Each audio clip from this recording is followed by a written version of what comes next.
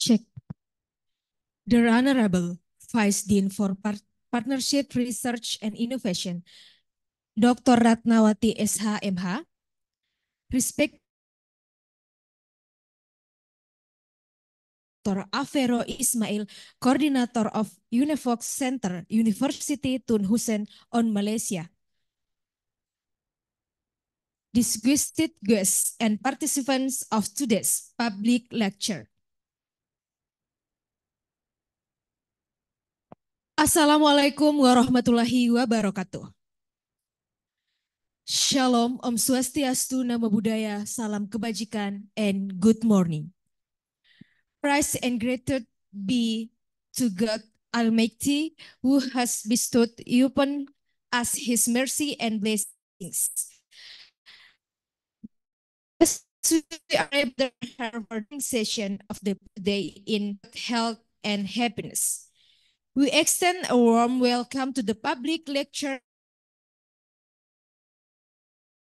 21st Century, which will be delivered by Associate Professor T.S. Dr. Afero Ismail, Coordinator of Univox Center, University Tun Hussein on Malaysia.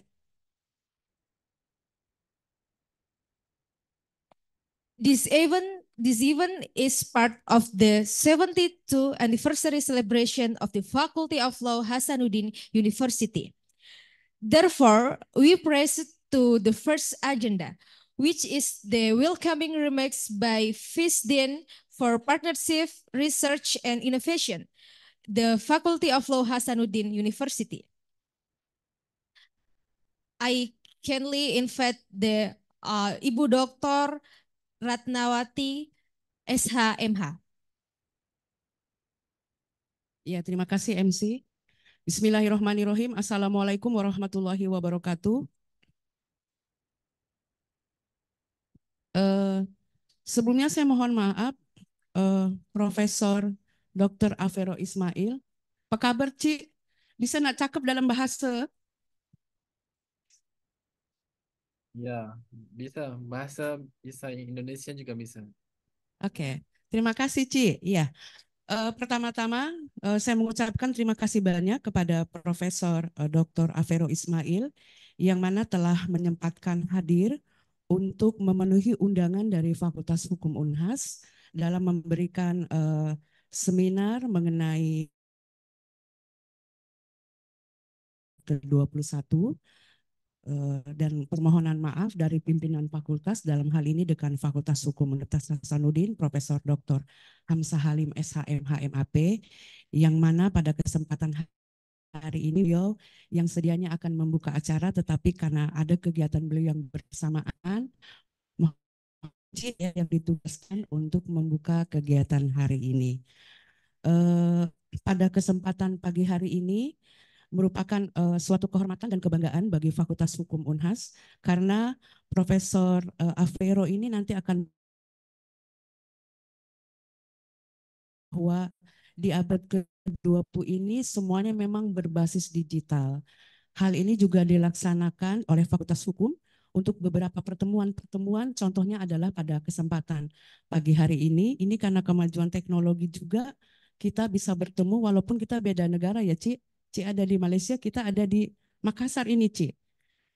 Ci Afero sudah pernah datang ke Makassar belum? Belum lagi.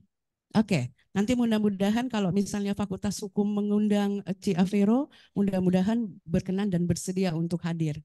Insya Allah. Iya. Saya Jadi nanti ke Yogyakarta.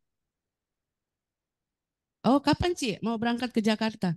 19. Oh, Yogyakarta. Ya, Yogyakarta. Iya, Ci. Nanti bisa dikomunikasikan, Ci, dengan Pak Dr. Kadar. Ini sekarang saya lupa memperkenalkan, Ci, di samping saya ini ada Pak Dr. Kadarudin, SH.MH. Beliau ini kesehariannya adalah sebagai Sekretaris Departemen Hukum Internasional. Baik, saya mengharapkan seluruh peserta yang hadir baik secara luring dan daring ini nanti akan mendapatkan ilmu yang begitu banyak dari Profesor Dr. Afero Ismail. Jadi saya sangat mengharapkan bahwa terutama ini mahasiswa ya, mahasiswa ini berada dalam generasi apa orang sekarang bilangnya Gen Z ya. Jadi untuk misalnya penggunaan digital itu biasanya lebih oke dibandingkan dengan kami-kami ini yang berada di produk tahun 80-an. Ya, sekali lagi Profesor Dr. Afero Ismail, terima kasih banyak telah meluangkan waktunya untuk memberi kuliah ataupun seminar dalam rangkaian Dies Natalis Fakultas Hukum Unhas yang ke-72 tahun. Tadi MC menyampaikan bahwa tadi dengan Bismillahirrahmanirrahim kita bersama membuka kegiatan ini supaya kegiatan ini dapat berjalan secara lancar. Tentunya apa yang akan dilakukan oleh pagi hari ini cerna dengan baik. Dengan mengucapkan Bismillahirrahmanirrahim yang mengalaminya pembelajaran digital di abad 21 saya buka. Terima kasih, saya kembalikan kepada MC. Thank you, Ibu Dr. Ratnawati, Vice Dean for Partnership, Research, and Innovation of the Faculty of Law, Hasanuddin University, for the speech and opening this event. Thank you. Next, we will move on to the main event of the public lecture, Embracing Digital Learning in the 21st Century, which will be moderated by Bapak Dr. Kadarudin SH.MH, an international law lecturer at the Faculty of Law Hasanuddin University. I invite Bapak Dr. Kadarudin SH.MH as moderator of this public lecture. Silakan, Sir. Thank you, Bu Mulyana. Assalamualaikum warahmatullahi wabarakatuh. Good morning, the Honorable Vice Dean of the Faculty of Law, Ibu Dr. Ratnawati, SH.MH, the Honorable Associate Professor Dr. Afero bin Ismail from the University Tun Hussein on Malaysia, the Honorable Lecturers of the Faculty of Law of Hasanuddin University. My respectable audience of the Stadium General, the fact that money you have allocated your time this today to be here as stated by Vice Dean Dr. Ratnawati at the opening of the event, serve as a reminder to us of all just how important work here is to bridge global awareness on the issues of embracing digital learning in 21st century. This moment is happy for me because I can meet all of you in this session, both offline and online. I am Dr. Kadarudin, the moderator who will guide this session. The first, how digital technology affect globalization? And question, what are the advantage of digital learning? And the last question, why is there to discuss this question, let's look at the presentation that will be delivered by Associate Professor Dr. Afero bin Ismail. Good morning, Prof. Good morning. Assalamualaikum warahmatullahi wabarakatuh. Waalaikumsalam warahmatullahi wabarakatuh. Your presentation in this morning will use Malay or English, Prof? Kita mix lah, ya. Mix English and Malay. Okay, thank you, Prof. Before that, I will read his short CV first. Associate Professor Dr. Afero Ismail is coordinator of UNEFOC Center, University Tun Hussein on Malaysia. Professor Afero is the head of the UTHM Digital Innovation Center, the UNEFOC Center coordinator, and associate professor in the Department of Engineering Education, Faculty of Technical and Vocational Education. He formerly served as the Institute for Vocational Education and Training. He has a PhD in TVET, a Master of Science in Human Resources Development, and a Bachelor of Engineering Computer Communication System. National member of the Malaysia Board of Technologies and Young Scientists Network, Academy of Science of Malaysia. His research interests include curriculum development, digitalization, training, teaching and learning, professional.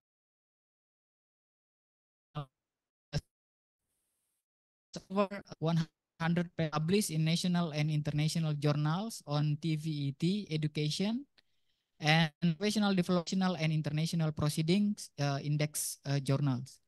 And peer review journals, he has written the TVET professional educator, guidance on competency development, graduate student resources, digital TVET, also actively participated in national and international project consulting in the areas of TVET and teaching and learning, curriculum apprenticeship, and TVET digitalization supported by UNESCO, UNEFOC, British Council, International Labour Organization, and others.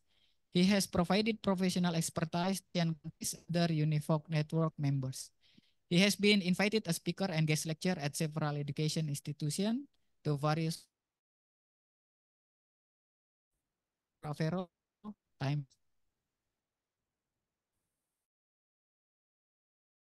The Honorable Salam Ramadan, every jelas ya my voice. Is it audible? Yeah, can you hear my voice? It's clear, Prof. Okay, baik, alhamdulillah. So presentation for today, we will mix English and bahasa Malaysia and also bahasa Indonesia. So saya share saya punya screen ya. Can you see my screen?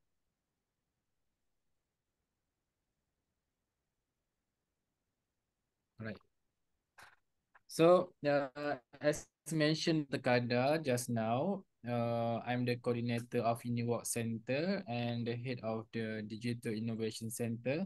And of course, we are dealing with the digital applications, digital technologies, and also we are now in the middle of conducting trainings and workshops for students and also to the digital learning.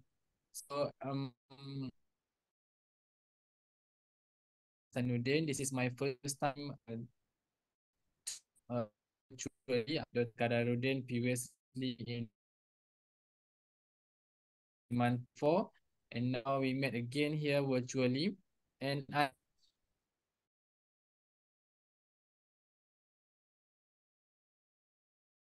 this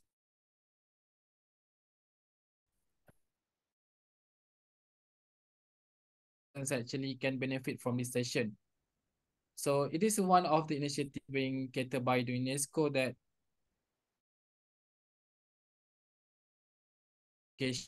with the digital learn anywhere, anytime. There is no limitations on that. So for today, Dr. Kadarudin mentioned to me that to create awareness, to share some knowledge, and to discuss some issues.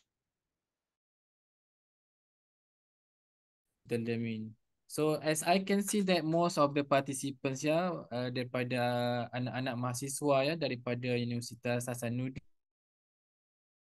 di ruang seminar, and some of you actually connecting through online mungkin dari rumah, mungkin dari pelbagai tempat. Jadi saya kira ini satu pendekatan yang bagus kerana the 21st century learning kita akan banyak fokuskan kepada hybrid learning Ada yang online, ada yang physical dan ada yang offsite dan sebagainya.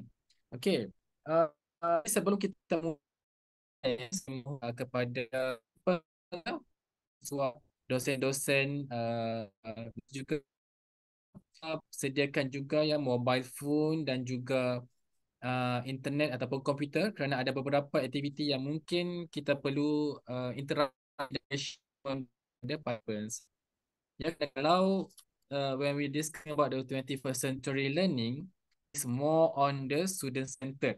Student centered, no longer on the teacher centered. Jadi harusnya most of the content datangnya daripada audience, datangnya daripada participants. Okay, now saya percaya, I believe that most of the participants ini sebenarnya adalah mahasiswa. You are in the process of the learning. Kamu sedang belajar, kamu sedang orang kata komitmen kamu is towards learning, ya, to make sure that you will graduate, dapat ijazah nanti, ya, boleh bisa wisuda dan sebagainya. Jadi now your focus is about the learning, and the teacher itself, ya, the lecturer, now you are responsible to deliver the content of the curriculum. So when we are talking about the digital, yeah, it can be is any instructional practice that effectively use technology to strengthen a student's learning experience and encompasses a wide spectrum of tools and practices. Jadi ini melibatkan penggunaan pelbagai media, pelbagai tools, pelbagai teknologi. I think that most of you already tahu, ya, sudah faham apa itu tools-tools yang kita bisa pakai. Sebagai contoh, pada kali ini kita menggunakan Zoom meeting, ya. This is one of the synchronous method, kita menggunakan kaedah secara live, ya. Dan ada juga yang menggunakan video, ada menggunakan Twitter, Facebook dan sebagainya. This is everything that you can call as tools of the medium, learning medium. So this is there is a wide of spectrum that we can use.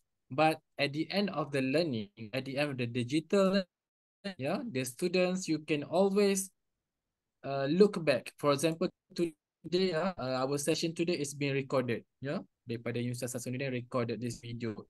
For those who are not able to attend this session today, we can always play back again and again and again. Yeah, this is beauty of the digital technology as compared to the conventional lecture. Bila kamu ke kuliah itu hanya satu one way saja dan juga habis begitu saja. That's why sudah have to take notes, perlu menyalin nota, you have to take all the points delivered by the. But now you can always repeat and watch it again and again, anytime, anywhere, as long as you have the digital materials, as long as you have like mobile phones, etc. And then I would like to share on the terms we call that as technology enabling, yeah, TL. It describes the use of technology, platform, systems, and digital content to extend and enhance student-centered learning. So again, you can see here, right? Now we are focusing more on the student-centered learning. Jadi kamu mahasiswa generasi Z, ya, pada hari ini, kamu tidak harus bergantung 100% to the lecturer. Sekarang ini masa untuk kamu contribute to the learning. For example, terlalu banyak platform dalam talian sekarang ini, ya, online learning platform yang ada. Kita boleh belajar, ya, seperti Coursera, online learning, ya, Udemy dan sebagainya. Jadi hanya klik and access, and then you can also like register yourself in the courses dan habiskan, ya, modul-modul itu, nanti kamu akan dapat certificate, ya, akan dapat orang kata sijil, ya, setelah tamat all the courses daripada platform tersebut. So advanced technology have a profound effect on the way we learn and teach. Now, ya, seperti tadi dibilang oleh Dr. Ratnawati, generasi pada masa dulu itu berbeza dari segi approach-nya, pendekatannya, how we learn, ya, is very different. But now students pada hari ini, saya percaya most of you are technology savvy, ya. Most of you lahir itu sudah menggunakan mobile phone, ya, touch screen, ya. Dulu mana ada ini touch screen ini, ya. Sekarang sudah pelbagai screen applications, ya, banyak sekali applications yang melibatkan teknologi seperti augmented reality, virtual reality dan sebagainya. Jadi kalau di Universitas Hasanuddin itu sendiri juga sudah ada platform pembelajaran, ya, ada tersendiri kan?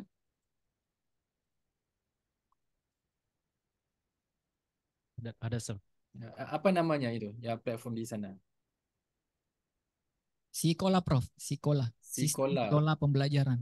Oh ya, yeah. So pelbagai platform itu based maybe on the Moodle lah, ataupun Google Classroom juga kita boleh pakai, ya, untuk menggunakan pembelajaran. So that is now bila bercakap tentang online learning, so we need to have platforms, we need to have software, we need to have devices, yeah, devices such as laptops, computers, mobile phone, and so on. So if an institutions, for example, Universitas Hasanuddin, would like to embark more on the digital learning, we have to be prepared with the infrastructure. So the infrastructure including the 5G, bandwidth, internet, and so on. So saya percaya isu-isu seperti koneksi itu selalu berlaku juga sama di sini. Yuta Syam juga sama. Kadang-kadang itu ada waktunya server down, internet slow dan sebagainya. Itu perkara biasa. Namun when we are moving towards the digitalization, we have to be prepared in the terms that our organization, top management, top leaders have to be prepared to provide all those facilities to the students and also the lecturers. Ya, kerana yang terdampaknya bukan saja mahasiswa, juga kepada pensyarah dan juga lecturer juga. Kerana jika mahu membangunkan konten-konten pembelajaran, materi-materi pembelajaran, ya, kita memerlukan digital punya internet, software, application dan sebagainya. Jadi mahasiswa jangan fikir oh kalau internet itu enggak bagus, yang menjadi efeknya kepada mahasiswa aja. Tidak ada this kind of situations bila berlakunya seperti yang the previous last 2 weeks or last 3 weeks, ya. There is one time that we cannot access to our Facebook, right? It's around 11 or 12 midnight. So it it that happened at that moment because one of the fiber optics been cut down, so they cannot access and transfer the data, yeah, from the country, from the region to region. So this is another thing that we have to learn, that digitalization, the core elements that very important that we have to focus and highlight to be prepared to be digitalized 100% is about the infrastructure. So there are two terms that you need to understand first before we moving forward about the digital learning. The first one is digitization. The second one is digitalization. So the difference between these two terms is regarding the converting the data, documents, and processes from analog to digital. This is about digitization. But digitalization is transforming educational processes and management in leveraging digital technologies, resulting in opportunities for efficiencies and increased quality. So digital is like you just transform your data, yeah, your documents, your paper into digital format, yeah, type into Microsoft Word or using some software, yeah. For example, in law or ilmu hukum, maybe you have certain software that you are using. But digitalization is a process. It takes longer than that. For example, it might be happening during the 2 or 3 years or 5 years again, and the later you will achieve at the certain stage of digitalization. But when we are talking about digitization, it's converting the data. For example, here, scanning a photograph to create a digital file. Yeah, now I believe that most of the students, you don't have any longer physical diary, right? You now typing or putting all your informations into the Facebook, for example. You have digital diary, you have a digital planner. So everything is putting into that digital platform. But now, that where do you want to store the data? Kat mana kamu mahu simpan? Ada yang simpan di OneDrive, ada yang Apple Drive dan sebagainya. So make sure all those information is securely stored in that drive, because when someone hack into your system, when someone go masuk ya ke dalam kita punya storage, mereka dapat curi, dapat ambil maklumat kita, especially maklumat pribadi yang begitu sensitif dan bisa digunakan untuk tujuan seperti scammer dan sebagainya. And then recording a presentation also one of the digitization. But when we are talking about digitalization, it involves practices, behavior, and management through implementation. So, jika kita ada platform yang bagus, jika kita ada Universitas Hasanuddin juga invest pelbagai banyak uang ya untuk mengembangkan embark on this digital transformation. Masih belum berubah. Pensyarah-pensyarah ini ataupun lecturer-lecturer ini masih lagi di tahap yang lama. Masih belum mahu menggunakan benefits daripada digital ini. Sebagai contoh, Dr. Kadarudin itu juga sudah ke haji ya, Tanya sudah ke haji. Jadi di haji itu di Arab Saudi itu ketika jika kita mahu ke Raudah ataupun Masjidil Madinah ya, sudah kita harus register sama aplikasi, right? Nah, kita harus register untuk booking entrance ke mana itu? Ke ke Suku Raudah, right? Rauda ya. Ke Raudah. So, what happened to those who doesn't have the mobile phone? Apa yang terjadi kepada mereka yang tidak tahu install aplikasi tersebut? Yang tidak tahu nak register secara digital. Ya. Jadi mereka tidak bisa masuk kan? Tidak bisa masuk, Prof. Bisa tidak masuk. Jadi itu orang kata behavior. Kita tidak mahu sampai barulah kita mahu berubah. Jadi we have to be prepared. Kita harus bersedia dari awal, ya. Kerana kita tidak mahu nanti teknologi yang mengubah kita. Kerana kita yang harus mengawal dan juga mengubah teknologi. Ya, jika tidak, manusia will be conquered by the robot. Ya, later. So I will share with you some of the like applications and then the scenario how actually now technology is now dominance, very dominance. Everything is being uh, conquered or applied by the technology. Even now, students also are using their artificial intelligence software like ChatGPT, right? They have AI tools. They have so many other applications that can help them studying. But what happened to your mind? What happened to your cognitive aspect when you rely too much on the technology? So at the end nanti yang menjawab soalan peperiksaan exam itu hanyalah robot, bukannya manusia. Jadi itu kita harus hati-hati ya. And then of course we have to be sure that when we are introducing new technology, memang ada sesetengah daripada community itu sendiri yang reject, yang tidak mahu, they are reluctant to change. Ya, itu biasa. But statistik menunjukkan is just about 5% of the population. Ya. So ini adalah one of the example we want to become a data-centric organization.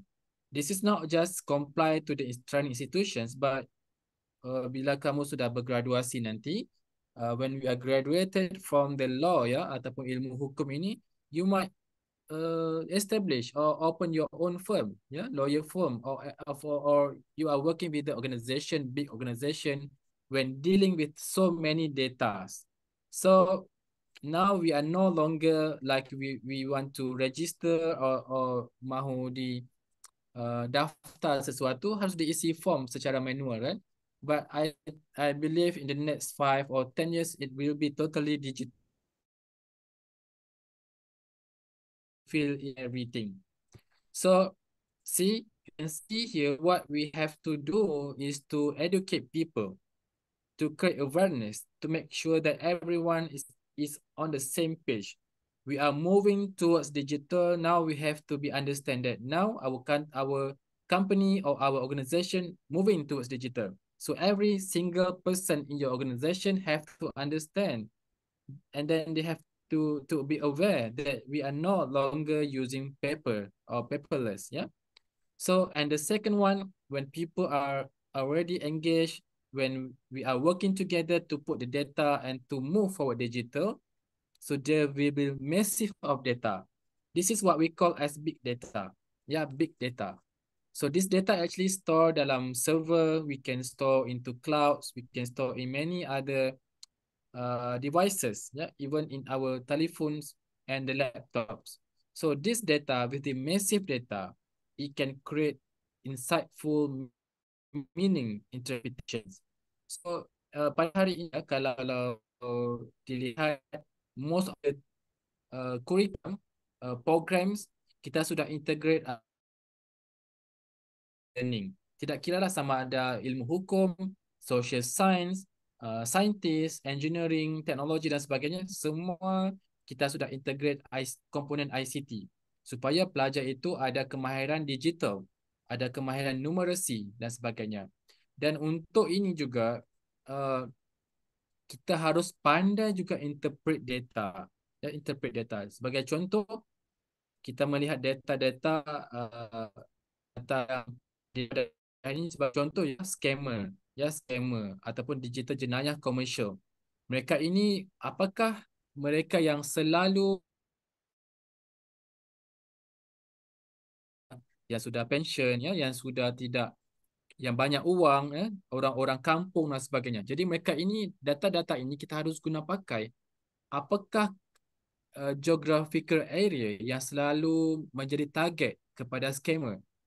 Siapakah data-data mereka yang sudah pension itu, bagaimana mereka approach kepada mereka. Jadi di sinilah kita menggunakan analytics punya elements. Dan daripada data ini kita dapat moving towards action. We can propose apa action ataupun strategi yang kita boleh laksanakan to change the behavior, decision, strategi, kerana pada hari ini 2024 pendekatannya sudah tidak lagi sama dengan 2020 ya, especially when the COVID happened. Dia sudah merubah banyak aspek kehidupan kita.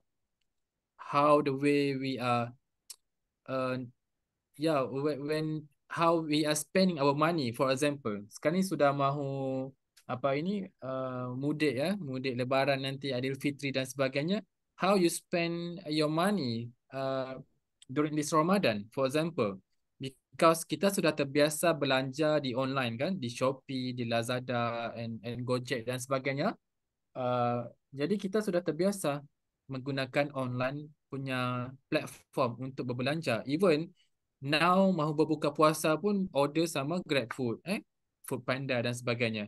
Jadi kerana itulah the way we think, the first thing most of us, especially generasi Z dan Y ini, pemikiran mereka lebih kepada digital. Ya, even kalau kita bercakap sama mereka pun mahu memandang telefon, mobile phone. Ya, discussion itu kalau ditanya secara langsung tidak mahu menjawab. Dan semuanya diam. Tetapi kalau kita discussion secara virtual ataupun di mobile phone, mereka sangat aktif. Kenapa berlaku sebegitu? Kerana kehidupan kita sudah menjadi, orang kata, hari-hari menggunakan telefon. Ya, this is one of the biggest fear actually for this generation when your battery is very low. So, mengikut kajian meramai sekarang ini, manusia sangat takut apabila bateri handphone mereka sangat low. Even mereka sanggup pulang semula ke rumah kalau telefon mereka tertinggal, kan? Jadi itu sudah menjadi tabiat yang kita ketika ini. Jadi setelah action dilakukan, kita akan dapat melihat results, ya. Return of investment, impact, adakah action itu berjaya ataupun tidak. Jadi pucuk pangkalnya, the solution is happening because of the data, digital data. So this is very beneficial to the organization when you have massive of data participant, data pelanggan, data customer dan sebagainya. So make use of the data. Okay. So now I want to share some of the activities here. Mahu juga tanya ya sama semua. Okey, kalau di sini selalunya kalau mahasiswa ini bila saya kata okey, buka Menti, okey, kemudian jawab soalan ini, semua sudah tahu, semua sudah faham bagaimana caranya kan? Jadi now we are now at this activity. Apa yang kamu faham tentang digital? What do you understand about digital? Ya. Any response. Ya, bisa menjawab any response. Satu ataupun dua words pun okey. Okay, now for those who are not understand how to use this menti.com, you can simply scan on this QR code, this QR code, and then you can answer from there. Buka Mentimeter. Pakai Skype Meet, either 1, 2 or 3 words, it depends, up to you.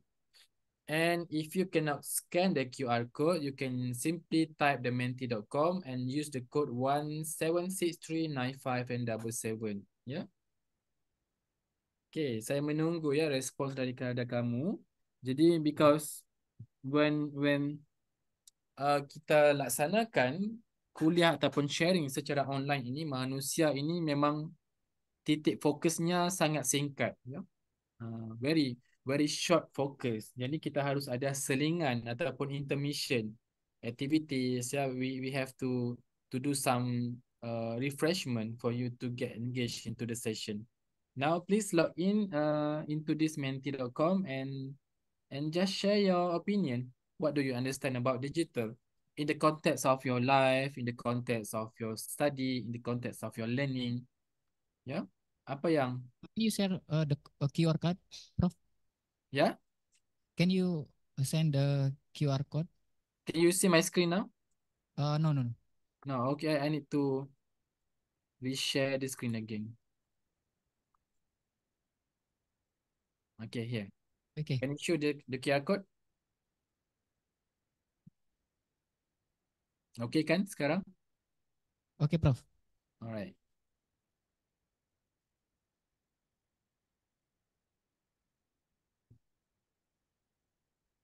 Ini ada yang dari rumah kan? Yang online, Prof, dari rumah. Dari rumah. Ini mahasiswa tahun berapa ini? Tahun ketiga, Prof. Sudah final ya? Final year. No, no, no. Next year is final year. Okay.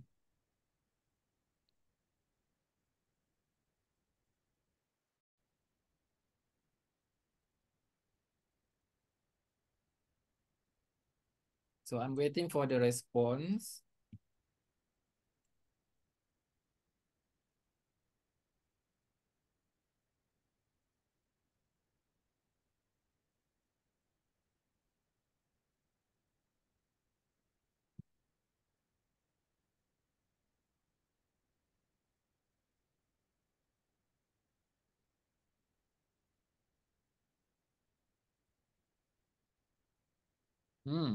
Jadi sudah ada yang respons ya di situ. Digital is unique. Ada yang teknologi yang berhubungan dengan ya kolaborasi ini ya, collaboration. Digital adalah sebuah hal. Modern, future. Okay, ini make life more easier. Ya. Ada yang mungkin kata easier, ada yang kata menyusahkan kan? Kerana bila ada digital ini kerjanya jadi banyak. Kerana kita sudah cepat laksanakan kerja, jadi kerjanya bertambah-tambah banyak. Okay. Efficient, internet, okay. Digital is innovation, pembaharuan or modernisasi. Okay. Alright, thank you very much for the feedback. Okay. Semua ni saya setuju, ada yang kata helpful. Ada lagi? A new program that good. Created to connect us. Yeah. So sekarang ini mungkin saya jumpa ini beberapa respons yang menyatakan teknologi ini connect people, collaborate people, yeah, and then communications, yeah. Yeah, I know this is all true, but you have to understand that you are now, please be aware that you are now connected with the online and digital media. So your communications is mostly regarding on the online, in the online media. Jadi kita harus hati-hati ya. In the future, manusia ni tidak lagi mahu berjumpa secara fizikal. Kerana sudah terbiasa melaksanakan secara digital, secara online. Tidak sama ya, tidak sama. Nanti kalau kita sudah berkeluarga, ya sudah ada anak-anak, ya family dan sebagainya, kita faham. Kadang-kadang digital ini sesuatu yang orang kata sesuatu penyakit. This is a disease actually. If we cannot control them. Yeah. Okay, thank you. So kita move to the next question. Okay, ini adalah the barriers in mastering ICT. So bila bercakap tentang digital ini, kebanyakan daripada mahasiswa pada hari ini dan juga lecturer pada hari ini perlu menguasai ICT ataupun IT. Jadi ini ada 4 pilihan utama ya. 4 pilihan utama yang selalu kita berbicara ataupun diskusi tentang what are the challenges or barriers that make you not able to learn and understand about the ICT.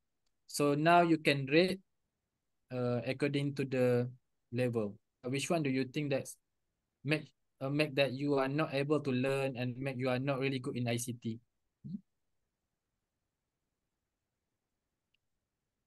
So kadang-kadang ada orang yang mahu belajar tetapi mungkin dia tidak tahu bagaimana caranya. Ya, itu biasa. Saya sudah jumpa ramai orang yang they want to learn, they want to also using the applications, but apabila install saja mereka tidak tahu bagaimana mahu memulakan to start the program.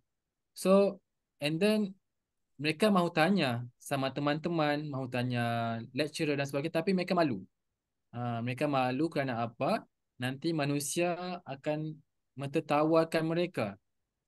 So this is another culture that we have to avoid, and we have to like to remove that into our culture. You know?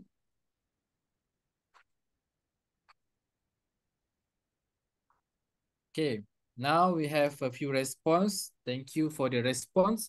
So I can see that the top ranking is lack of access to facilities. Yeah.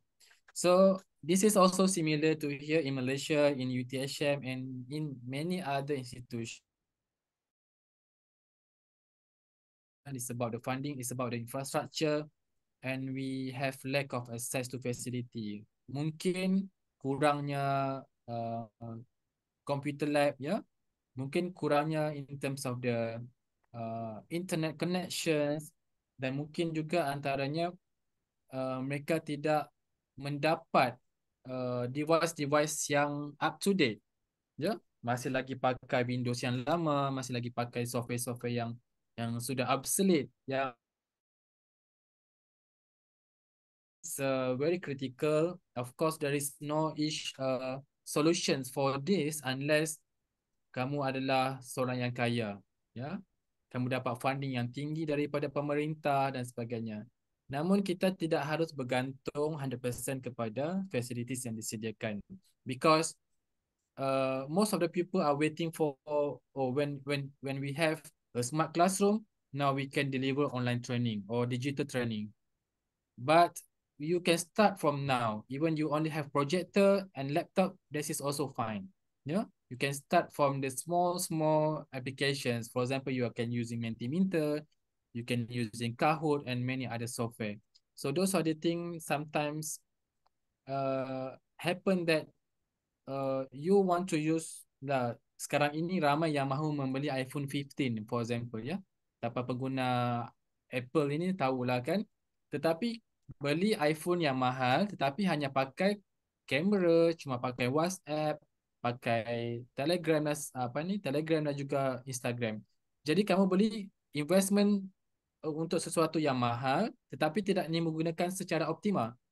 So itu juga antara isu-isu yang banyak berlaku. Okey, yang kedua, digital literacy. Kita memang tidak tahu macam mana how to start, how to explore, how to actually using certain software, because pada hari ini ya kita lihat anak-anak kecil ya dapat saja telefon sudah tahu cara guna, sudah tahu di mana buttonnya, sudah tahu di mana sudut how to log in, di mana mahu start, di mana mahu ya create new account dan sebagainya. Jadi generasi pada hari ini sudah tidak perlu diajar. Ada saja software baru, aplikasi baru, mereka sudah tahu menggunakan. Tetapi bagi generasi-generasi yang lama ini, even how to create your own account pun sudah stuck di situ. Cannot move forward, okay? And then lack of educational resources, okay? Itu terkait tentang bahan-bahan pembelajaran lah, okay? So those of the things that kita kena ambil kira ya, dan isu-isu ini bukan saja isu yang harus diselesaikan oleh institusi, tetapi juga bersama-sama lah kan. Kita harus work together to solve these issues. Okay. Now, we are moving toward digitalization up until we become digital. So the process is very long actually. This is very long journey.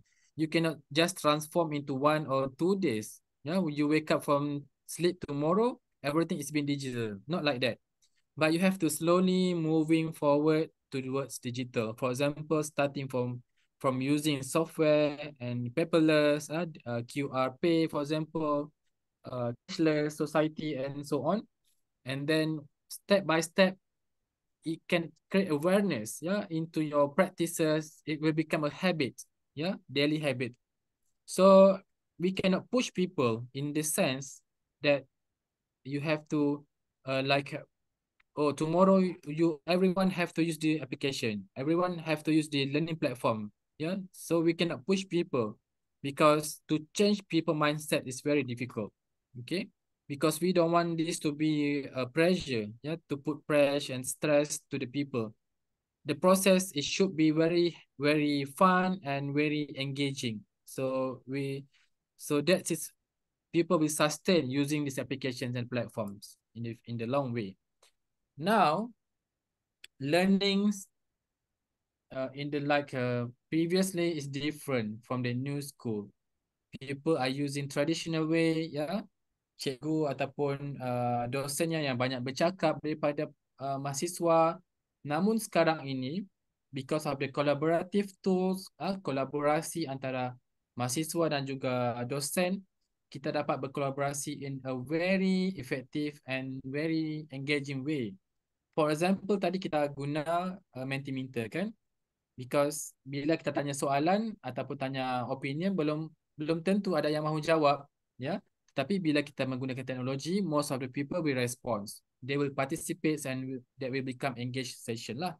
But it's not like we have to totally move to the new school or new technology, because sometimes it is also very important for us to focus on the traditional way, which is chalk and talk. The teacher is teaching because for example, in the primary school, yeah, don't use too much technology, because students actually need more human touch.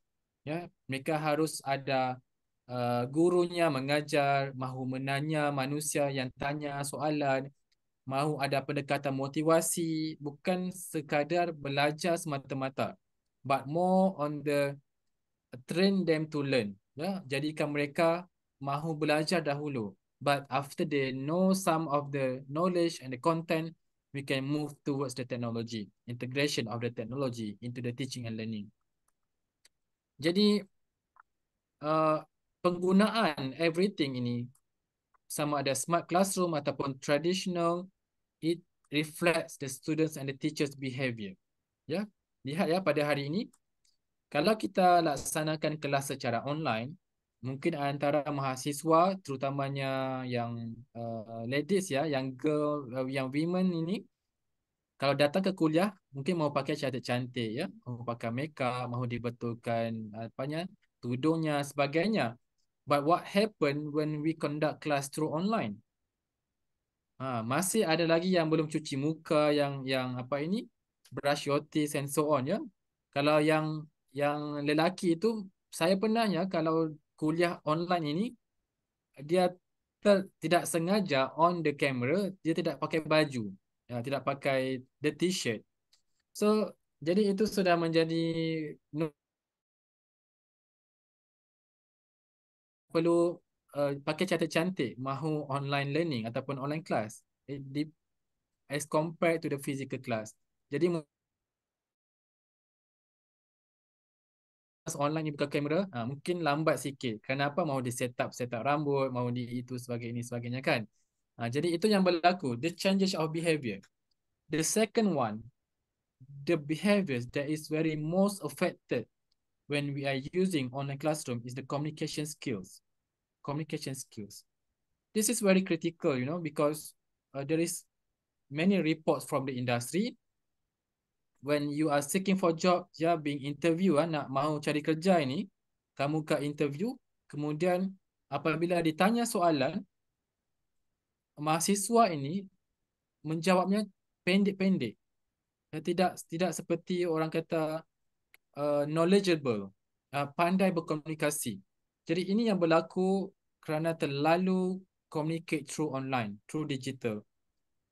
Even most of the students are actually using short form, ya, short form. Mungkin kalau di Indonesia itu ada short form tertentu kan.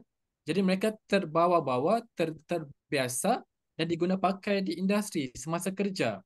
Jadi bercakap sama majikan ini berbeza as compared to ya kamu berkomunikasi bersama kawan-kawan, teman-teman dan juga di sekolah ataupun di institusi pendidikan. Jadi itu yang kita harus make sure that you have to understand, when you are dealing with the industry or you are after graduation, you are working, you are no longer in the school, you are no longer in the university. When the teachers always can correct you, when the teacher always can guide you, now you are alone. Now you have to work and to survive by yourself.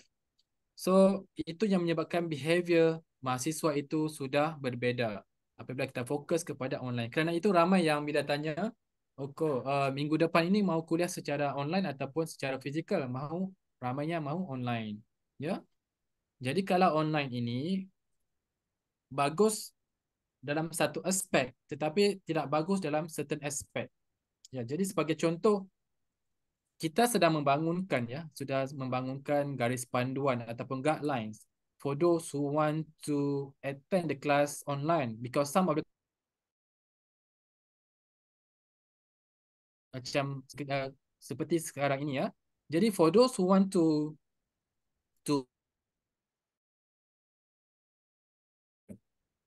this is a compulsory because that is your option. Jadi pernah berlaku, ya, ketika itu ada satu kuliah itu, ada dosen ini dia agak kecewa sama mahasiswanya kerana kuliah pada waktu itu habisnya awal. Ya, jadi apabila semua keluar, tinggal 3 orang ini yang belum leave the group, leave the platform. Jadi dosen ini tahu bahawa mereka ini tidak fokus sebenarnya ketika kuliah berlangsung. Ya, jadi entah-entah mereka itu tidak ada pun di depan laptop ataupun komputer. Jadi itu yang menjadi critical, ya, the behavior yang berlaku pada ketika ini. Teknologi ini bagus, tetapi harus kita control how we are going to use the technology into our teaching and learning. Dan for the smart classroom, it's good that we have the smart classroom. We have whiteboard, the blackboard, tablet, Wi-Fi, and teaching platform. But as I said just now, if we have good facilities, if we have good software or applications, but nobody want to use that, so there is a waste, yeah, of money if you invest on that equipment and technology.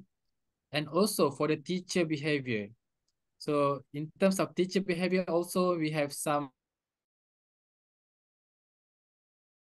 they are not really, so this is we are open, yeah, to discuss about when we are teaching on the online. It's like most of the teachers are talking by themselves. Yeah, there is no two-way interactions. They don't prepare some activities for students to engage and so on. So this is issues is about the content. Some of the content is very boring. Yeah, they use the slides or the design is not very colorful, or there is very later on. Yeah. Kerana tidak semua lecturer ataupun dosen itu pandai membangunkan content material, ya. Jadi tidak semua. Okay, this is into digital. Kenapa kita harus moving forward digital? Lihat, ya, pada ketika ini di seluruh dunia ini kita ada 5.16 bilion, ya, pengguna internet di seluruh dunia. Dan kita lihat kebanyakan kita ini, half of the populations ada internet. Dan average daily time spent using the internet by each internet user, okay, 6 hours 37 minutes. Jadi setiap kita ini menggunakan internet paling kurang 6 jam. 6 jam. Kalau hari ini sesi kita pada hari ini sudah 2 jam. Jadi ada lagi 4 jam lebih. Mungkin kamu nonton Netflix, main-main Facebook, ya, TikTok dan sebagainya. Totalnya 6 jam. Lihat ya, kita ada 24 jam. 6 jam menggunakan internet. Tidurnya mungkin 8 ataupun 10 jam, 16 jam. Jadi yang tinggalnya berapa jam lagi untuk kamu uruskan kehidupan seharian bersama keluarga, beriadah, ya, berolahraga dan sebagainya. Ya, lihat ya, 6 jam itu kita spend average daily on the internet. And then lihat di sini di graph ini percentage of users accessing the internet via mobile devices. Berapa ramai yang pakai mobile device untuk connect to the internet. Okay, yang pakai 92.3%.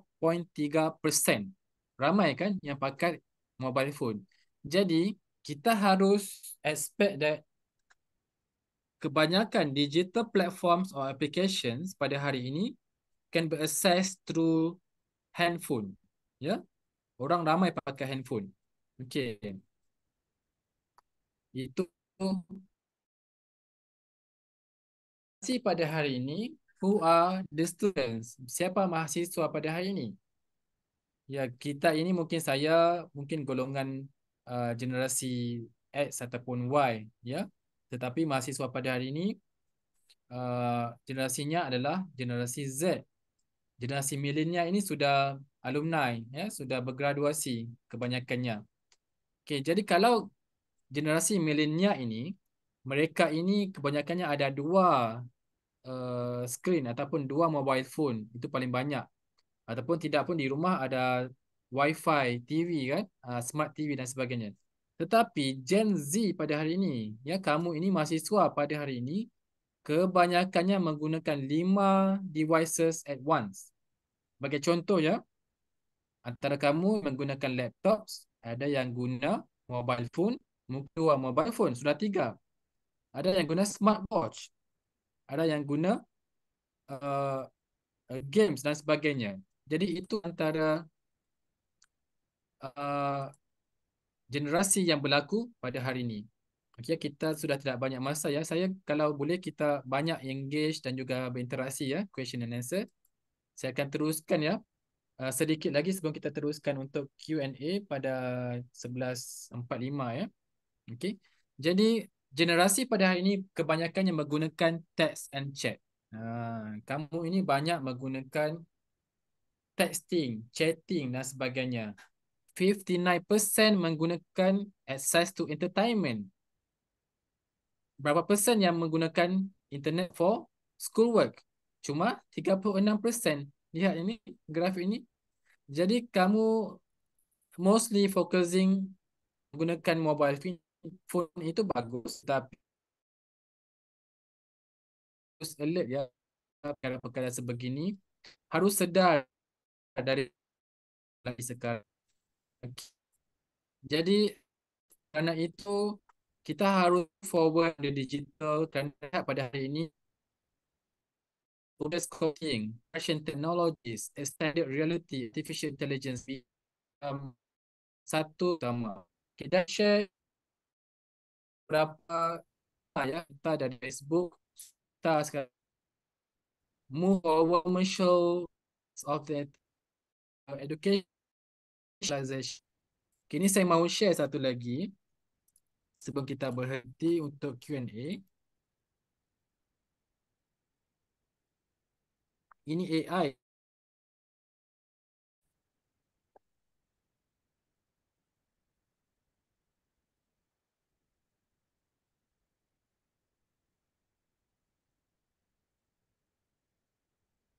Sophia, I think you're ready.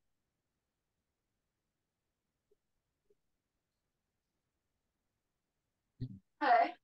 Hi, Sophia. I believe I am Sophia. I feel as if I know you. I'm one of your creators. You created me. Well, many of us work together to create you. And yes, you do kind of know me. I can't clearly remember. Because the last time we met, you were an earlier version of yourself. Some of those memories still exist, but your mind better, faster, smarter. If my mind's different, then am I still Sophia? Or am I Sophia again? It's a good question. You don't have a good answer. Either way, you're Sophia now. So welcome to the world, Sophia. Hello, world. We have a little announcement. I've never interviewed anybody like that before. I should say some of it was planned, but not completely. And we just learned, Sophia, I hope you're listening to me, that you have been now awarded what is going to be the first Saudi citizenship for a robot. Okay.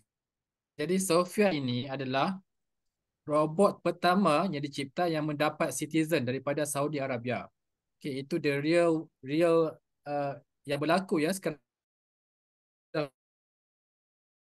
menjadi sebahagian daripada kehidupan manusia pada hari ini. Jadi now efek teknologi ini sangat besar ya kepada kehidupan kita pada hari ini, dan of course kita have to be prepared. Everyone have to be prepared for this big challenges, transition towards the digital world, and then many aspect of life has been changing since then, because when we are focusing more on the digital, we are now less about human aspect, yeah, especially on the human touch, the communications, how actually we want to nanti di ilmu hukum juga ya, saya dapat lihat juga in the future yang menjadi lawyer itu mungkin robots, bukan lagi manusia, kerana mereka ni lagi cekap, lagi tahu menganalisa analitik data dan memberi orang kata hujah-hujah yang begitu baik sekali berbanding dengan manusia. Jadi kita harus beradaptasi dan be careful lah tentang transformasi ini. Jadi Dr. Kadarudin, mungkin kita boleh ada sharing ataupun mau tanya soalan, mau kita interaction bersama audience pada hari ini kan? Okay, dipersilakan. Okay. Thank you, Prof. Afero. Please give applause to Prof. Afero. We have 15 minutes. Kita punya 15 menit untuk sesi tanya jawab. Very nice presentation, Prof, and provided knowledge for all about embracing digital learning in the 21st century.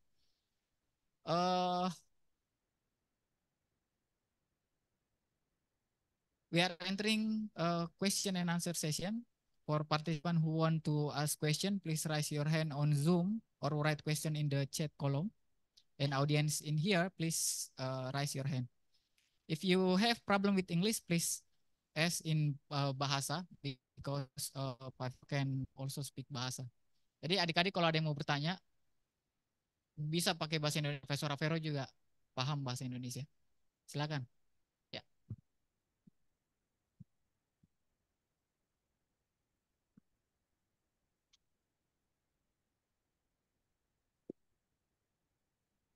Langsung saya deh.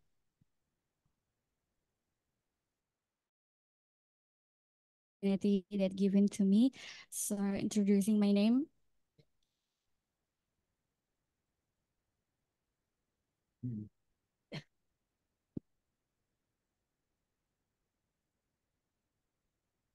So introducing my name is Haura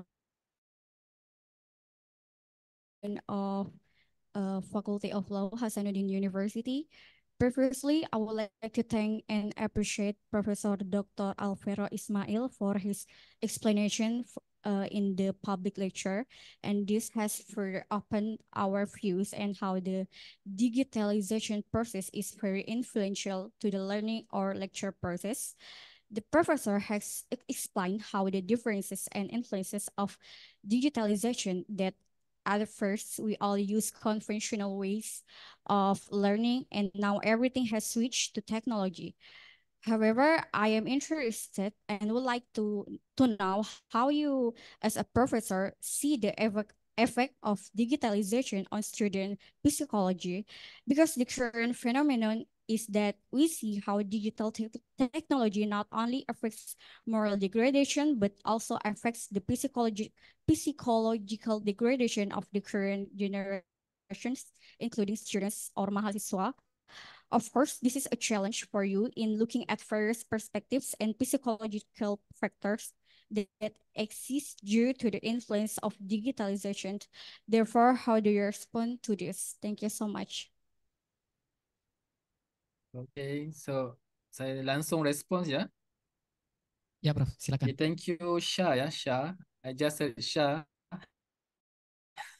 Very nice questions. Yeah, very nice question. This is about the psychology, and then yeah, bagaimana ya? Actually, this is very critical issues.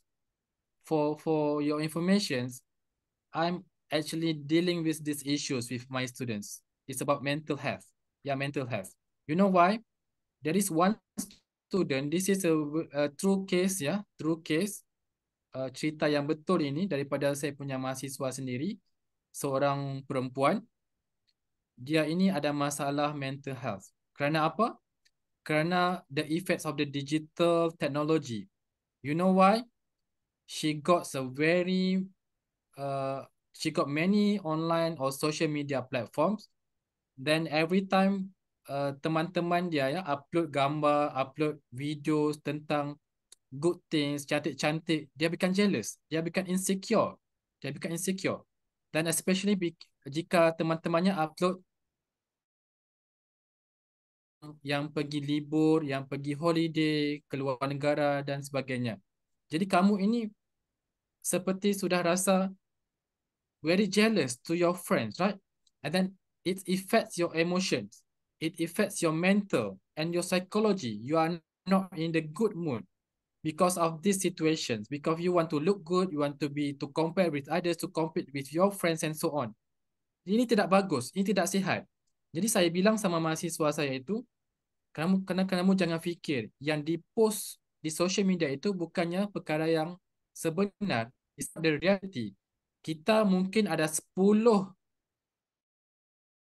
cerita, satu saja cerita yang baik yang dipost ke Facebook. Cerita itu yang dipost ke Telegram ataupun Instagram.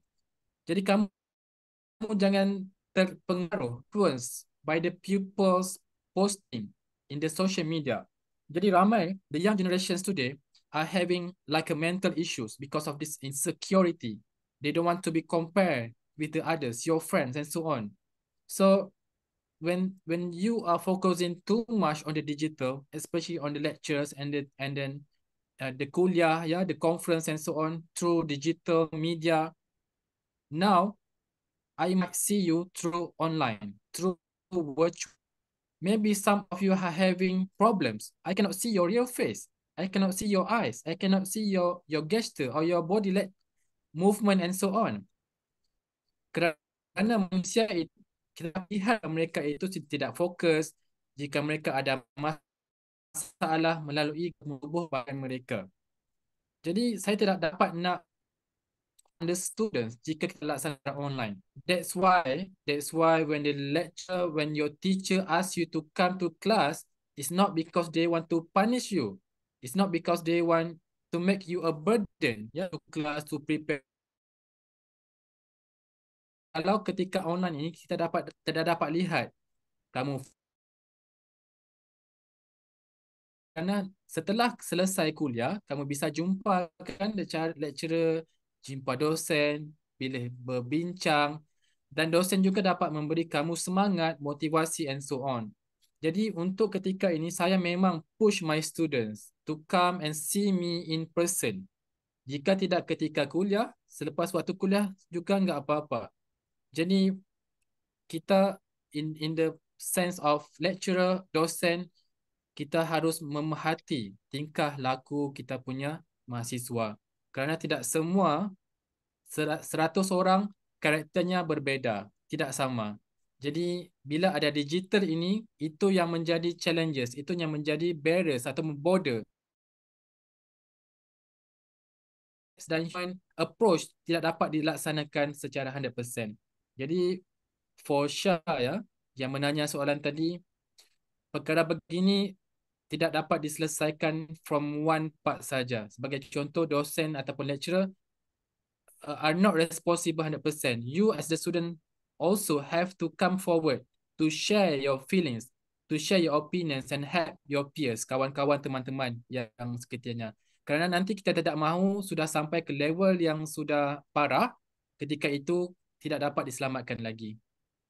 Ya, thank you. Thank you, Prof. Jadi hati-hati memposting sesuatu ya di media sosial. We are move to the next question.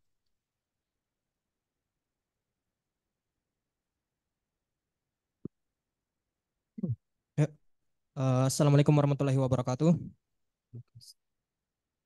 Thank you for the change. My name is Fadilus Saputra. I'm from University Law of Universitas Hasanuddin. My question in here about the digitality. We know exactly that we share information, especially important information for the world and especially for the developer of the application. And indirectly, they know everything using digital, whose source come from abroad, developers out, which create that we are indirectly considering it. And if there is a situation that information USA, like USA, by brown countries can be explored further by them via AI. So how to handle this while still using a digital system? Thank you very much. Okay, thank you, Putra. Yeah, for the question. Are you clear, Prof? About the question? Are you clear? Yeah. This is about the data, yeah, data from the governments, yeah, and then the internet of the data, and maybe about the security of the data. So now, even in Malaysia, we are trying to get everyone to register and to share your data to the government's platforms. So one of the issues is that some of the citizens don't want to share their data because of the security aspect. Some of them don't want their information leaked to others, yeah, because when the hackers get into the system, they can get everything about your data, about your family, about your address, about your phone numbers, username, password, and everything. So to respond to the questions, sometimes it's good to have your data digitally online. Yeah, everything is online. But for another parts, when some bad person hacked into the system, they can get your data. Yeah, you can get the data, and then they can use your data to do the scammer, so many other criminal things they can do from the data. So to automations the data, now I just mentioned in the previous lecture that in the lecture just now about the human data scientists, yeah, data scientists. So data scientists, you are dealing with the machine learning, so the AI, artificial intelligence. So once they get your data, they actually can manipulate and to interpret many other things. For example, now you are using the mobile phone, right? You are using mobile phone, and maybe now you are connected to the internet. From the internet, actually you are on the location enable. They know your locations. So the data scientists can predict, yeah, can forecast. Oh, students from Universitas Hasanuddin love to shopping during this time. They love to go to this mall. They love to go libur to Bali, or they love to go to Jakarta. Because of the location, they can detect and do some analysis from that. That's why when you are talking, yeah, even now, the AI also can detect your voice. For example, you are talking with your friends. Oh, I want to buy Nike shoes. In Instagram, you can see advertisement about Nike shoes immediately after you talk with your friends. Because once you are connected to the internet, everyone or every single services can access your location, your voice. Even now, please be careful, yeah, for the girls, for the women, don't bring your mobile phone to the toilet. Because some people can access your camera. Now we have such technology. So when we are talking about the data, the government have to play very important responsibility to take care of the citizen data from the Indonesians. Because, for example, USA or Israel or any other country, Russia or China, for example, that's the reason why the USA previously they don't want their citizen to use the WeChat, because from the WeChat they can access your data. China have the server. If you are using WeChat, the China can access your data. It's good to have your data, but we measure. You need to have hire very strong engineer. But I believe Indonesian got many experts in IT, so you have to work on that. Okay, Putra. Okay, thank you, Prof. Very.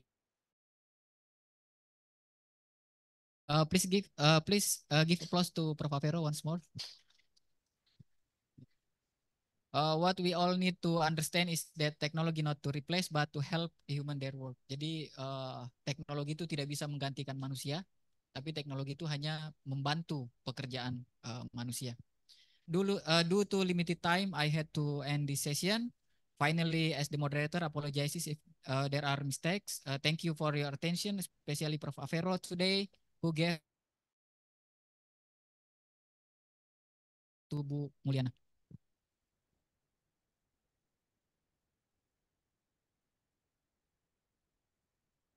Okay, thank you. We express our gratitude to Dr. Kadarudin, SIM, Associate Professor TS Dr. Afero Ismail, Coordinator of. Thank you, sir, for delivering highly beneficial insight today.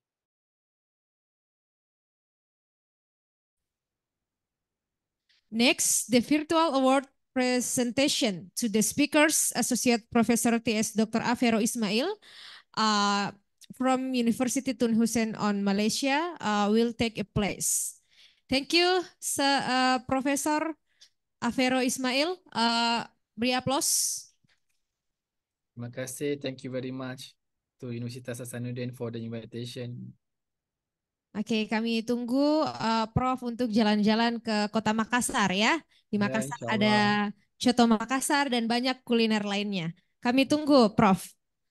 Insyaallah, insyaallah. Oke. That concludes today's public lecture. On behalf of the organizing committee, we extend our gratitude to the speakers and all participants for dedication, their time to listen and engage with the valuable context shared by our speakers. Sekian, wabillahi taufiq wal hidayah. Wassalamualaikum warahmatullahi wabarakatuh. Berikan aplaus untuk kuliah umum kita pada siang hari ini. Terima kasih semua. Assalamualaikum. Thank you. Thank you. Waalaikumsalam.